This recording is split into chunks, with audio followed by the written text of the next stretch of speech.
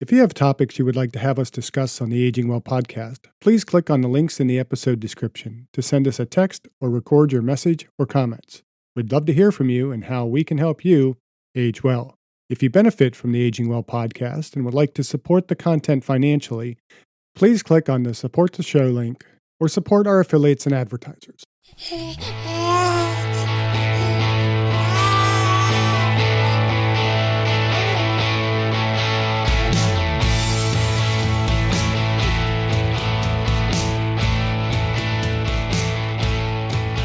Welcome to the Aging Well podcast. I'm Jeff Armstrong here with Corbin Bruton.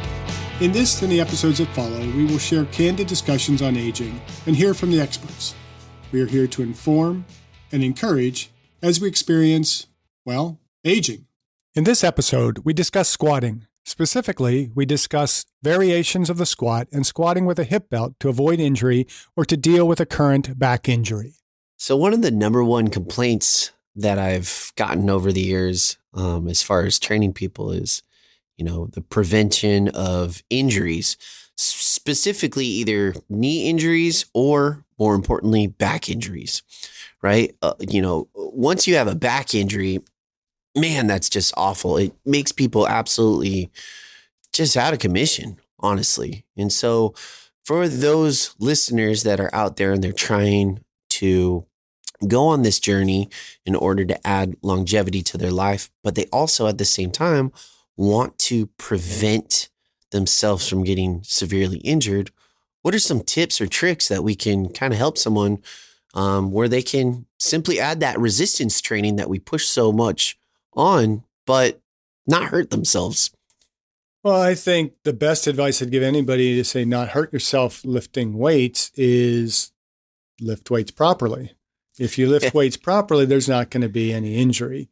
Now, in some situations, like if you're really, really lifting heavy, you can't deny that power lifters, Olympic weightlifters are invariably going to have some level of injury because they're pushing themselves beyond their limits. And so that is more likely to increase the risk of injury, just like playing in sports. I mean, you're at risk of injury because you're playing in sports. Now, there's some risk in lifting weights that stuff can happen. Right. As Forrest Gump said, it happens. Right. But if you are focused on technique, form, and appropriate progressive overload, there should not be any risk in getting hurt. I had a student a number of years ago brought up in class that, shouldn't be doing full squats because if you're doing heavy full squats, you're going to invariably injure your knees. And I was like, whoa, no, that's not the case. If you're getting hurt, you're doing too much weight or you're doing the technique wrong. That's it. I mean, there's nothing else is going to hurt you other than doing something else stupid, which is, again, not using the technique properly. Or if you go too heavy, that's not doing the technique properly. You're going beyond your limits. And so my first advice would be just to start light, maintain technique as you progress, and making that full range of motion, proper technique, the most important priority in your progression in lifting the weights. So beyond that, if you have an injury that is not related to training, which that's probably the bigger problem. People have other injuries. We do a lot of sitting, which can defeat a lot of the purposes of what we do in the gym. Or, you have a really good leg day, but then you're sitting all day at your computer and that kind of throws things out of whack. And you have back injuries. There are exercise modifications that we can do to manage that. And all that being said, I know the back squat gets a lot of disrespect or whatever when it comes to people with back injuries, because it has a bit more compression force and some shear force on the spine.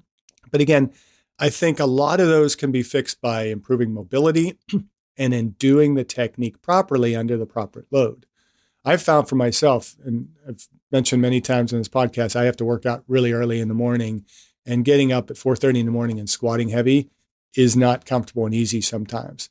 But what I find when my back is stiff in the morning, if I back squat, it generally feels better after that workout because I'm loading it properly. And I'm still going heavy, but I warm up and I, lift to a full range of motion with the back braced and stacked properly. Hmm. So, what else can we do besides doing it right to prevent injury and to deal with the injury? Just kind of lighten up the load a little bit.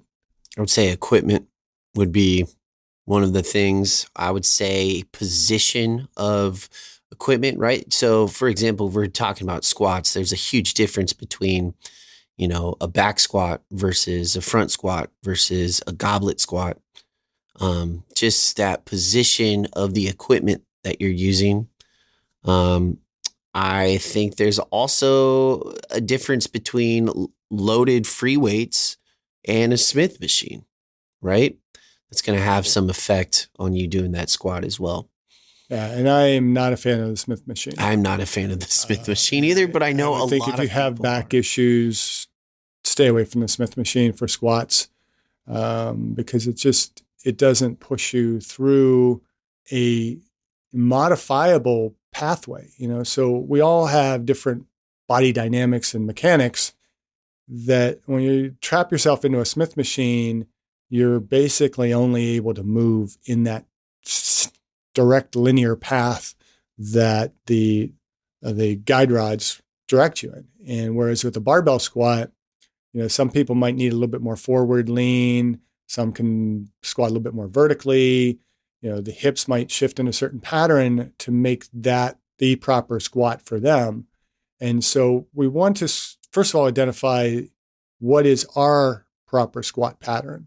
And we do that by squatting down into a primal squat position, positioning in our feet so that we can hold that position comfortably without stress on the back, without stress on the knees. That's roughly how low we should go. We don't have to go all the way into that true ass to grass squat, but doing that squat from that position is going to lessen much of the stress on our back.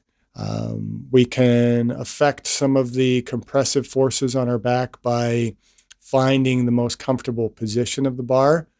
I'm not one who focuses on should you do high bar squats or should you do low bar squats. My advice is find the barbell position that is most comfortable for you, that allows you to lift the most optimal load in the most optimal range of motion to get benefit. And then, from there, we could talk about loading where we load the barbell. Is it a back squat, front squat, goblet squat, Zercher squat, whatever it might be. Came across an article recently, again, from T Nation. We tend to get a lot of stuff from them. They do have good stuff in there. I don't always maybe agree with the outcome, but this particular one was talking about the hip belt squat and how it builds legs and saves the spine, and it recommends 7 different variations to try out. What do you think of a hip belt squat? My opinion, I don't think it would be the best idea as far as preventing injury on the back. I feel that either a back squat or a front squat where you have the weight up on a topper, up top or out in front of you, is going to allow you to have more control over that weight as opposed to having it wrapped around your waist as you go down. I just feel like there's more room for injury as far as where your lumbar spine meets your sacrum. Like, I just feel like there's a lot more room to tweak it. To me, it's not a natural movement, having something wrapped around your hip and then try and squat down in a good, we're mentioning good technique, good form. I can't get a good technique when there's something wrapped around it. I don't know. I think there's some truth to that. And then there's also some nuance to it as well. I think you have to consider, when might we do that?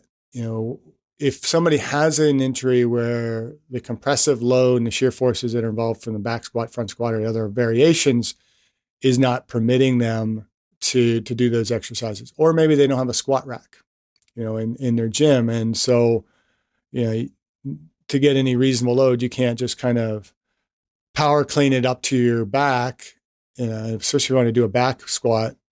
If you're power cleaning where you're going to have to kind of do an clean to press to get it over onto your back, you're ultimately not going to be lifting enough to significantly overload the muscle.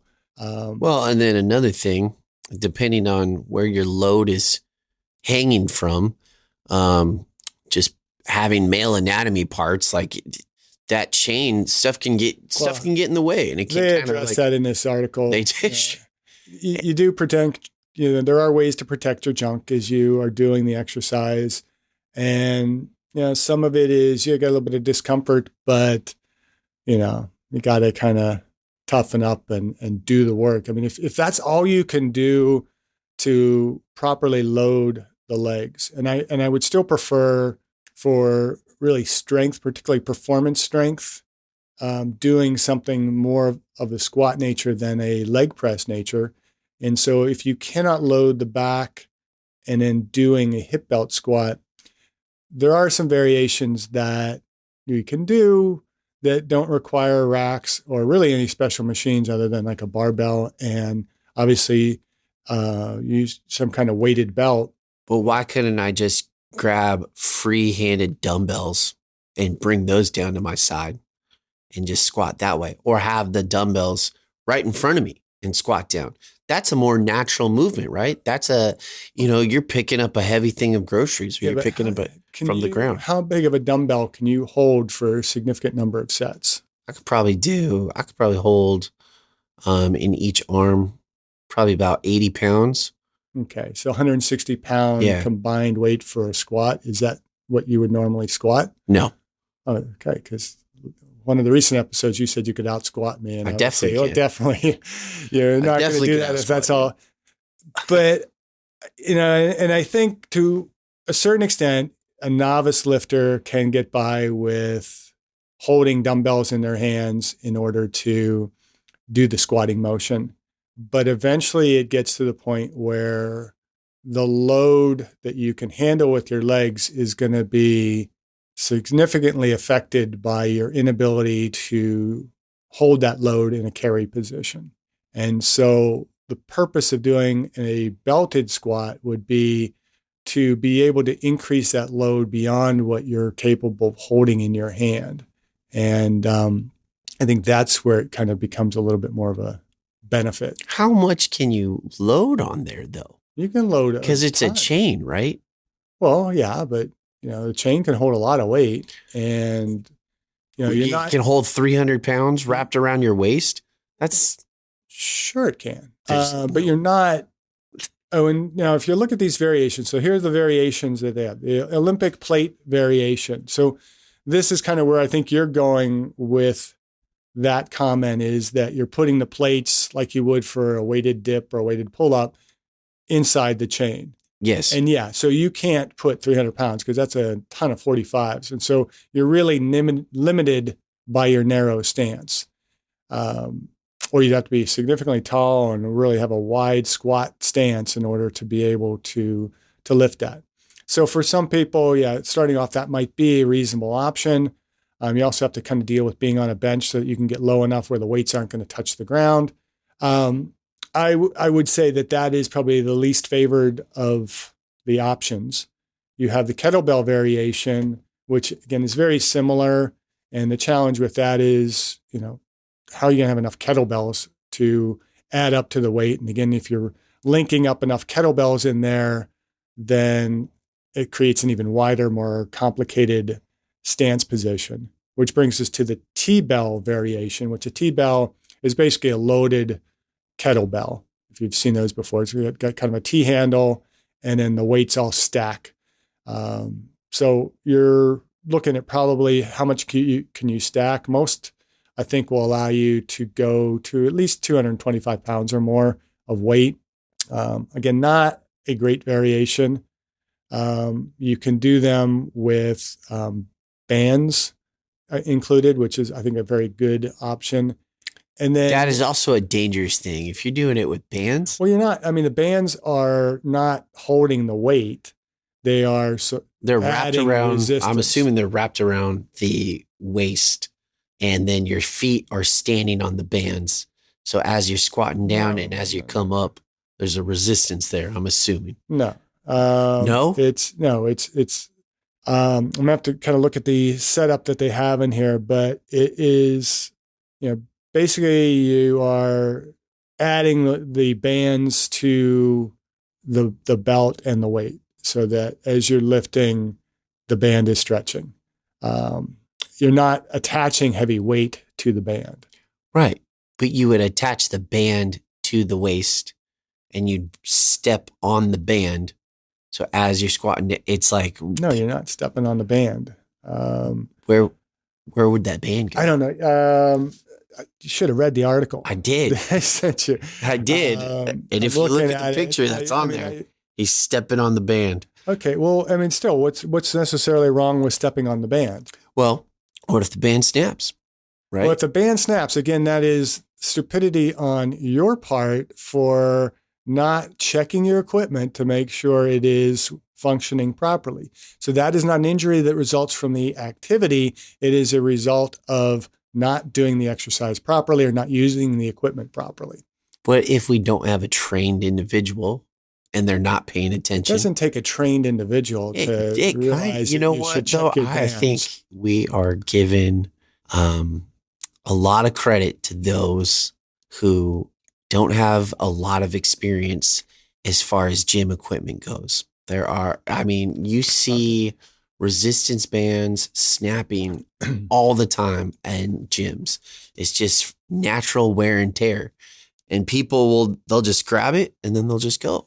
Okay, so maybe we use this as an opportunity to educate our listeners at this point that when you're using equipment, you need to be checking it regularly for any flaws, tears in rubber in the bands, or loosened bolts, or anything that could cause injury. Yes.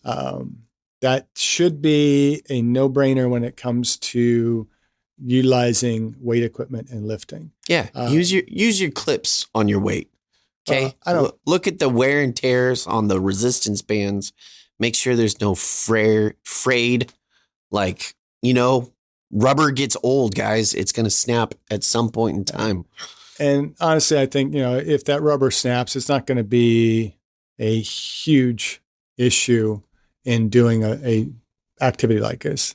You might have a little bit more of an explosive movement because suddenly the resistance has decreased, but I don't think it is as big of an issue as you might be making it out to be. So if you don't like them the banded, so Corbin, you can do other things. There's the landmine variations, and those are basically just, they have, I think, 4 variations here. You have landmine back facing variation, which just means that the landmine is behind you with no deficit, which means that you are just doing your feet on the ground and the weight is going to stop once it hits the ground. You have landmine back facing with deficit, which means you're standing on something so that you can get in a little bit deeper of a position. You have the front facing variation, and they don't include a front facing with a deficit, which would really bring this up to 8 different variations, I think. What they do recommend is avoiding a barbell variation where you're basically lifting the entire bar. So you're attaching the bar, with the chain at the center, and you're basically lifting that barbell up and off the ground. That's a good way to get hurt. It's not a very stable format. I think there are other options for doing belted. Years ago, when I kind of got my start with in exercising with Nautilus equipment, they had the multi-X machine that you could insert a platform that would allow you to stand on that and use a weight stack and with a belt attached to the waist. I found that very effective in really loading the back squat. There are machines that are out there now, which I tend not to favor, which are more of a hinge type of approach. And there's a shorter hinge than you see with the landmine variations, but they're becoming increasingly popular. I'm seeing them more and more advertised as equipment attachments for your power racks and things like that. But you load the plates on it and you have the belt go around and you basically lift it and it lifts as a hinge off of the ground. And those can be beneficial as well. But I think these are just one option. And I do think the landmine variations are reasonable. If you don't have a power rack and you want to heavily load your squat, but you can't do a back squat, or you have the injury, those can work. But I would still prefer to stick with some form, if possible, that is going to load the spine, because we want to build up that core strength so that the back gets better. Yes. And we want to be able to maintain a healthy technique in the squat. And so we can get the legs stronger and stronger and stronger. And then suddenly the back is feeling fine. So we go back to a back squat, but we've ignored our normal hip hinge. We've ignored our bracing technique. We've ignored having the weight, in a compressive position. And then we injure ourselves again much more easily. And so I think sometimes it's a matter of going a little bit lighter on the squat and still performing the movement properly, but taking some of that load off of the back. And one way I think to really do that is with blood flow restriction training. I think is a great way to lessen your squat load, take some of that load off of the joints, off of the back, but still heavily load the muscle so that the muscle is stimulated to hypertrophy and get stronger. So would you suggest with blood flow restriction, like the actual, what are they called? They're like the little straps you put them on and then they lock tight? Or would you just say, no, just like a band wrapped around your leg would be just as sufficient? I'm not sure what kind of Loctite thing. I mean, I'm thinking of those things that you strap down things in your truck with or whatever. It's kind of like a mini version of that. Yeah, I don't think those are necessary. I mean, I guess you could get some benefit with those. The downside of those is that they're not very elastic. And from experience squatting, that's going to be extremely uncomfortable. And they're probably a little bit more expensive than just getting the more elastic bands that you can just tighten around the leg and just release when you're done. But it's going to give you a little bit of stretch as you're going through the squat motion. I have both a set of those and the inflatable cuffs. And I actually kind of like the inflatable cuffs because you can better regulate the occlusion pressure. They can be a little bit more uncomfortable with the squatting motion, but you get kind of used to it and, it works pretty well. They're more expensive. You're going to be investing $200 or $300 to get a decent set of the inflatable cuffs. You can invest a lot more to get the ones that will maintain the pressure throughout the range of motion, so that the kind of inflation pressure changes as you're moving. And then there's some that have both the elastic component and that inflatable cuff component that can be very good. The elastic band ones can cost you, I think you can get them for less than $30 a set. So it's like, what's your budget? What's most comfortable for you, and work with those. The key is you want to have an occlusion pressure that's going to feel about 70% occlusion. So if you think of 10 being complete occlusion, no blood flowing to your lower extremities, then you want to go a 7 on that 10 scale. So about 70%, or you can actually measure it. But I find it's very difficult to measure the occlusion in the lower extremity. Upper body is a little bit easier because you can use pulse oximetry. But, if it feels like you're at about 70% occlusion, you're pretty good there. And if you can complete the set, you can either go up in weight or maybe you tried a little bit more occlusion pressure. But this kind of standard workout for BFR is a set of 30-second rest, followed by 3 more sets of 15 with 30 seconds rest in between. And those will get your legs pretty pumped up. The resistance is generally, the recommendation is between 20 and 40% of your maximum.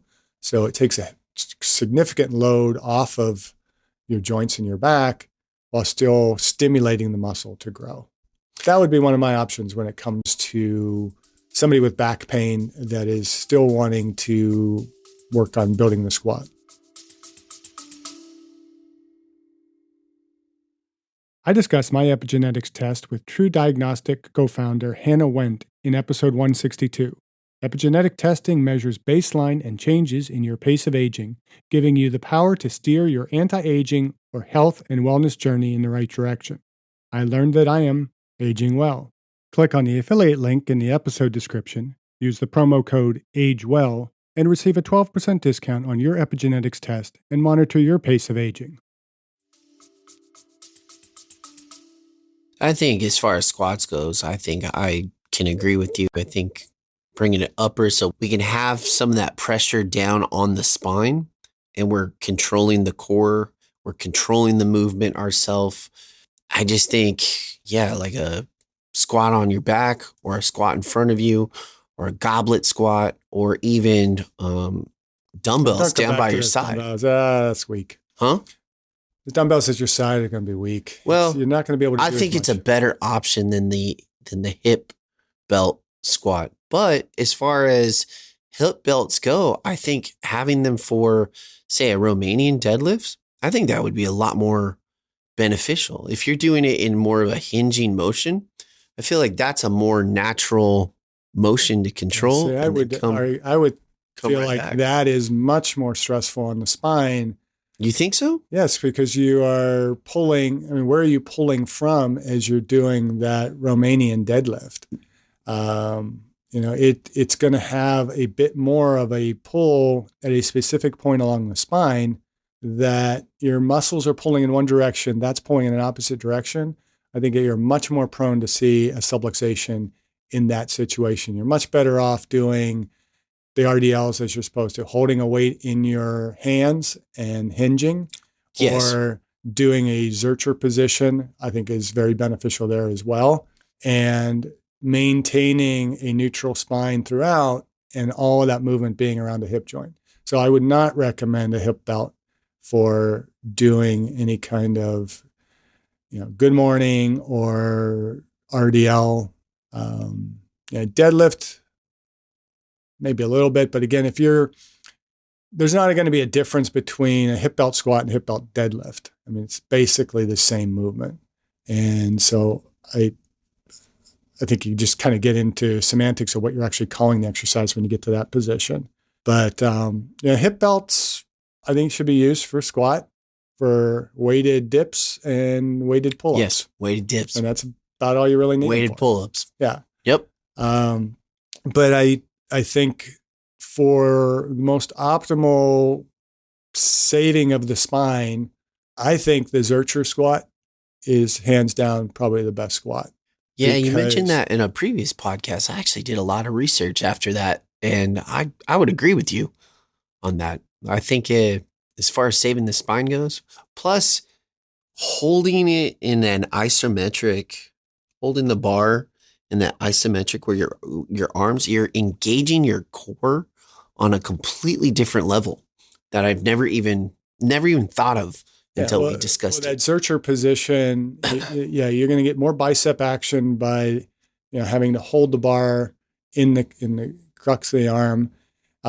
You're pulling back with your upper back, so you're retracting the spine a bit more, or at least getting more activity in the rhomboids and the trapezius muscles and the posterior shoulder muscles and the lats in order to hold that weight. You will generally stand in a more vertical position because of the positioning of the weight, which means your vertebrae are going to be more stacked. I find it much easier to brace because naturally your air wants to go underneath that bar that you're holding kind of near your chest. And it just naturally supports that spine in a way that you can squat very heavy and go down. I feel like can even go deeper.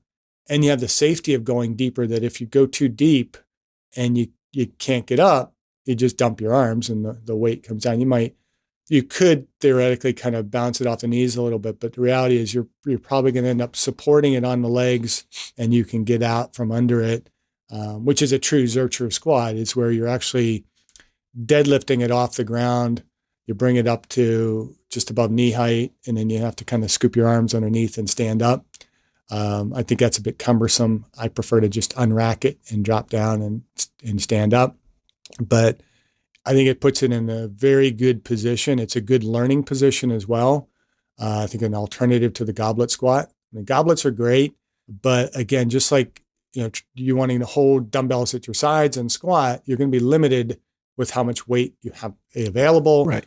and how you can hold it. And most people doing goblet squats are either using a dumbbell or a kettlebell.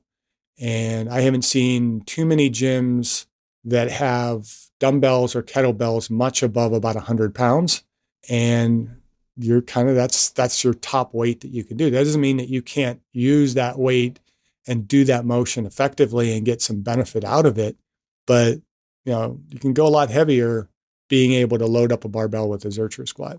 I feel like a lot of people can also go a lot deeper with a goblet squat, though. No, and it'd be the Versus same with the Zercher. Yeah, you can, because again, you're in a different hip position, vertebra position, and you're also not going as heavy as you might be going with the back squat. I think the back squat, sometimes we try and position our spine how we see other people doing it rather than what works best for us getting down in that deep position, which is another reason to, as you do a back squat, do it in the technique that allows you a neutral spine, proper hip hinge, knee hinge, and ankle hinge, and to get as deep as you can. And if you're not getting as deep as your body should be able to go, work on the mobility issues, whether it's the hip or the ankles or the knee. Sometimes there's knee mobility issues that can be addressed as well. So what would you suggest for someone that's like, okay, I'm hearing what you're saying. I'm going to start off a lot lighter. I really need to focus on form and technique, but I've also never really done this before. What's a good pro tip to help me with my technique? Should I take a bench and have it just be right behind me and I step out a little bit from it and I slowly just stick my butt back until I sit down on it, and then once I touch it, come back up so I can kind of learn the basics, have a mirror in front of me so I can watch myself and I can adapt and adjust accordingly? What advice would you give to a new individual that's like, I understand form and technique is important, but for some reason my body's not doing what my mind wants it to do, and I'm hunching over, I'm doing like a Quasimodo squat? Well, I mean, I don't know how much the bench is really going to help other than finding your depth, which if you're using a bench, chances are you're not going as deep as you can. And when people do bench squats, they're not as focused with going as deep. They're building that strength from that position back up. And I forget the other point that you just made with mirrors. Huh? Mirrors. Oh, mirrors. Yeah, some of us lift at home. The facility of having a mirror in your gym might not be economically feasible or even practical. You can set up a cell phone. You can record it. Yeah, but again, that might not be a bad idea. But the key is to have that more proprioceptive feedback. And really, if you are that much of a beginner that you have never done it before and have no real sense of how you should do the movement, you shouldn't be doing it alone to begin with. Have somebody there working with you, teaching you the technique, so learn it properly. Don't just go from a YouTube video and say, okay, I can do this, and go and try and do it. You're going to be on the next gym fail video, especially if you're videotaping yourself. But mirrors can be benefit, but sometimes, using the mirror is going to impact your movement, because a lot of people have a tendency then, if they're looking in the mirror, to be arching their neck and looking up too much in the squat rather than keeping their cervical vertebra in line with the thoracic and lumbar vertebra, and not just kind of letting their head follow their spine. And that can put a lot of stress on the upper neck and back, and that can cause injury. I don't feel a need for squatting in front of a mirror. I'm not necessarily a big mirror person anyhow. I think mirrors are more for vanity purposes or for safety advantages in a gym. If the staff can see more of the gym if there's more mirrors, because they get a greater view of everything going on. But, if you need to use a mirror, if that helps you, great. But I think just squatting down into that primal squat position, finding your deep position, and then practicing moving through that position at a light load, maintaining your proper technique and form, and then adding a little weight and doing more, adding a little bit of weight. And so progressing from there, maintaining that proper technique, that proper feel of technique as you're going through. And realize that as you get heavier, there might be some slight variation in technique, and that's not necessarily bad. There's just saw a Charles Stanley article recently where he talked about how we get too fixated on technique. And I mean, he's definitely one that is very much in favor of proper technique through a lift. It's not like doing CrossFit where you can just do these really shitty reps and, just to get your as many reps as possible in. It is, maintaining an appropriate range of good technique, where you're going to have a little bit of variability in there, but it in general should be safe and effective. And so if we're doing that and we never put too much weight on our back to where our technique suffers, eventually you're going to get stronger, and you're going to get stronger in that proper technique.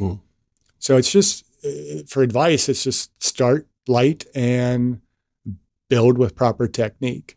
We've mentioned the Strong Fit 5x5 program.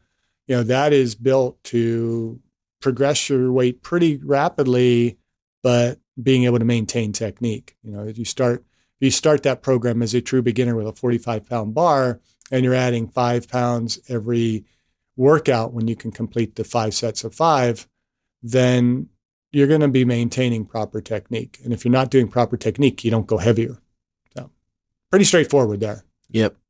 But I think if you want to save the spine, first things first is do proper technique. Yep. Pick the movement pattern you feel most comfortable with. Do a variety of those. I don't think we should only do Zercher squats. We should only do back squats or only front squats. Do variety. Do them in proper technique. Do progression. If you do have a back injury, look at the things that are going to save that spine while allowing you to heal, maintain your strength, build your strength, and get back to doing the other exercises. So whether it is a belted squat, whether it is blood flow restriction training, whatever it might be, do the things that allow you to keep training while maintaining and building that strength as the injury heals. Perfect. Couldn't have said it better myself. Anything else to add? No, I think that's it. All right. So do the Zercher squat. Try it, and you will age well. That is my recommendation. I love the Zercher squat. I think kind of keep going back to that, but it just is the best exercise to get a solid brace from your own core. And, there's not that need to belt. We didn't talk about belts. I think if you want to save your spine too, do as much of your squatting without a belt as possible, because we want to develop our natural ability to brace. Wear a belt though if you are going the high end of your capability. If you're going near a PR, or you're lifting more than say 85% of your 1 repetition maximum, wearing a belt probably has some reasonableness to it. But the more we perform the movements without the belt, the more your body itself learns to brace and builds that strength that you're able to get stronger without that external support. And the belt really just helps you to increase the bracing. It's not there to be the support for your spine. Yeah, I never, personally, I never really mastered having a belt. Like I can squat almost 400 pounds, but I can't. I've never used a belt. I've always just had to really just tighten my core and just go from there. And I think I have really good technique as far as an actual squat goes. So I don't ever have back issues or anything like that. I got a kind of wonky knee from an old football injury, but other than that, I know that, I'm aware of that. And I just go slow and controlled. And I don't know. I've never used a belt, but I do agree with you in the fact that I think belts are a huge tool that can help an individual prevent an injury, especially if they're going to go on that heavy end. Only on the heavy end. Yeah. I think, you're not going to necessarily prevent an injury by wearing a belt at a submaximal level, because you're basically then relying on that in order to brace, and you're not developing the core musculature and the ability to kind of bring air down into your abdomen to support the lumbar vertebra. And so brace without a belt, favor that as opposed to relying on a belt, and you'll get stronger and you're less likely to have injury going forward. Again, just maintaining that proper technique. You're going to get hurt when you don't do proper technique. And if you squat and squat well, you will age well. Squat well to age well. Thank you for listening. I hope you benefited from today's podcast. And until next time, keep aging well.